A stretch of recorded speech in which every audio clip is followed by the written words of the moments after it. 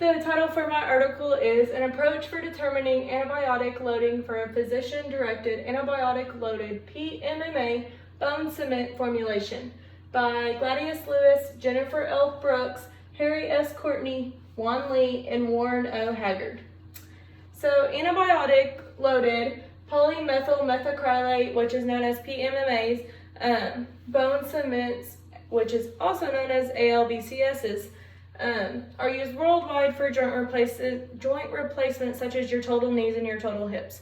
They act as a slow-releasing antibiotic that releases right after surgery, but then can also last for a few days afterwards to fight any infections.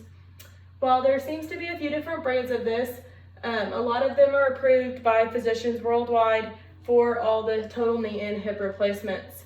After this group did some research, they found two methods that proposed two limitations that could predict it to be wrong.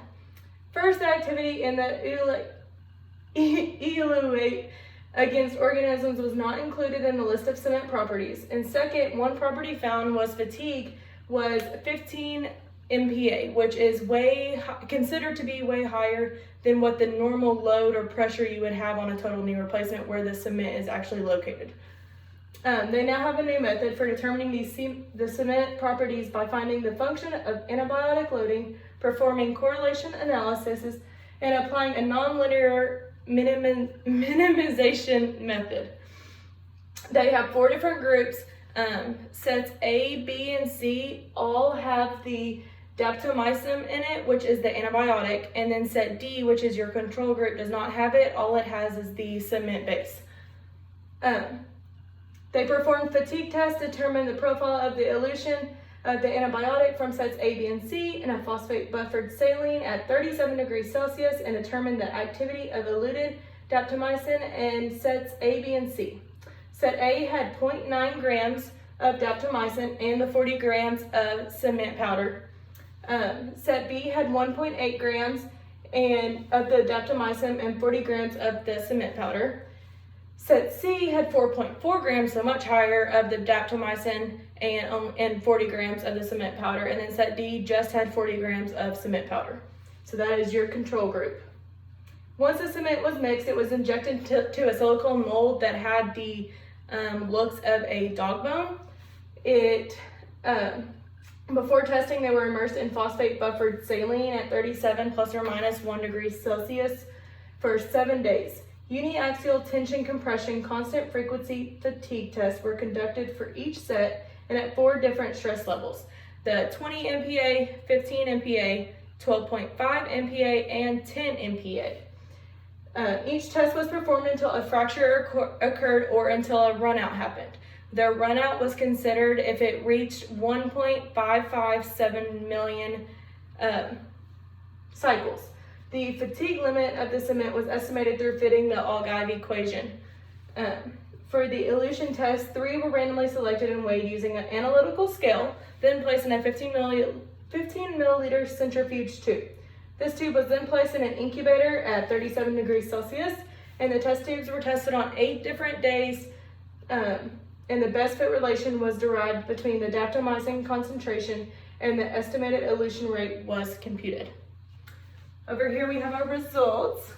So there was an average increase of 325% in the daptomycin loading, and the estimated fatigue limit decreased by an average of 29%. And since A, B, and C, there were an initial release of daptomycin the first day that then followed with a slower release through day 7, which is what I stated earlier, what's supposed to happen, with a mean increase in the daptomycin loading of between 4 and 5-fold. The estimated elution rate increased by an average of 525%. The amount of daptomycin found to be used when preparing physician-directed daptomycin-loaded PMMA bone cement was 3.40 weight per weight percent, or 1.36 grams. Stated in this article, the researchers had many limitations, but they did not believe they jeopardized their findings. A lot of them had to do with the considerably small ratios, considering they only had about 30 specimens being used. Another one was the determination based off of only 3 properties of the cement, even though there's many more. But they do not believe that these had jeopardized their findings because some of the premixed ones you'll find now are 2.5 weight per weight percentage and up to 4.22 weight per percentage. So overall, right in the middle. These are my citations, and then I can't turn this around. Okay, so here we have the uniaxial fatigue test schematic. What it does is it can go up and down, and you can set the pressure gauge to how fast it's gonna go, and it'll let you know whenever it stopped. Here is their main findings.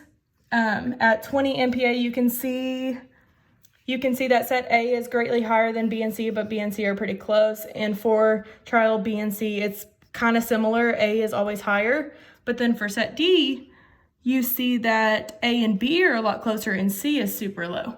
That was on your 10 MPa.